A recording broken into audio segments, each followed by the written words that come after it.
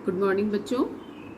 हम हिंदी विषय में पढ़ रहे हैं पाठ 4 सरिता, और उसके कुछ प्रश्न हमने कल किए थे और कुछ प्रश्न हम आज करेंगे।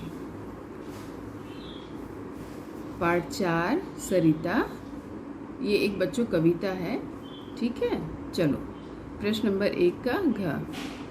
कवि ने जननी के अंतस्थल को कोमल क्यों कहा है? उत्तर, धरती के भीतर जल के स्रोत हैं, अतः कवि ने जननी के अंतस्थल को कोमल कहा है। प्रश्न नंबर 1 का अंक, सरिता के जल को तन का चंचल क्यों कहा गया है? उत्तर, सरिता का जल पहाड़ों और पत्थरों के ऊपर से कलकल करता हुआ बहता है, जो कि जल की चंचलता को प्रकट करता है। इसलिए सरिता के जल को तन का चंचल कहा गया है। इस प्रकार से बच्चों ये क्वेश्चन जो है उनको मैंने आपको करा दिया है। अब इसके बाद है प्रश्न नंबर 2, कविता का संदर्भ सहित भावार्थ लिखिए। तो बच्चों कविता आपको मैं पहले लिखवा चुकी हूँ, ठीक है। उम्मीद है सब बच्चों ने लिख भी ली होगी। अब जो उसकी पहली 7 लाइनें हैं ये उसका संदर्भ है। मैं वो लाइनें आपको पढ़ के बता भी रही हूँ, ठीक है।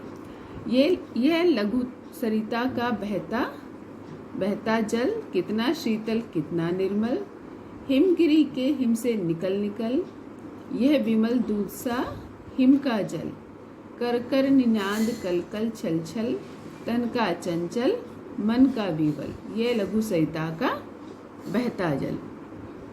ये लाइनें आपकी कॉपी में लिखी हुई हैं, पहली 7 लाइनें, उन्हीं का ही ये अर्थ है, ठीक है।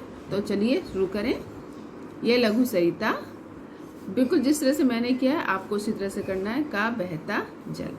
संदर्भ, यह पद्यांश हमारी पाठ्य पुस्तक कलरव के सरिता नामक पाठ से लिया गया है। इसके रचयिता गोपाल सिंह नेपाली हैं। प्रसंग, इस कविता में कवि ने नदी की विशेषताओं का वर्णन किया है। भावार्थ, मतलब इस कविता का अर्थ क्या है? ये जो लाइनें लिखी गई हैं इनका अर्थ क्या है? कवि कहता है कि इस छोटी नदी का बहता हुआ जल बहुत अधिक ठंडा और स्वच्छ है। पंक्तियों में लिखा है ना बच्चों, कितना शीतल कितना निर्मल, तो उसी का अर्थ है ये कि जल बहुत अधिक ठंडा और स्वच्छ है। हिमालय से बहकर आने वाला यह पानी दूध जैसा स्वच्छ निर्मल है।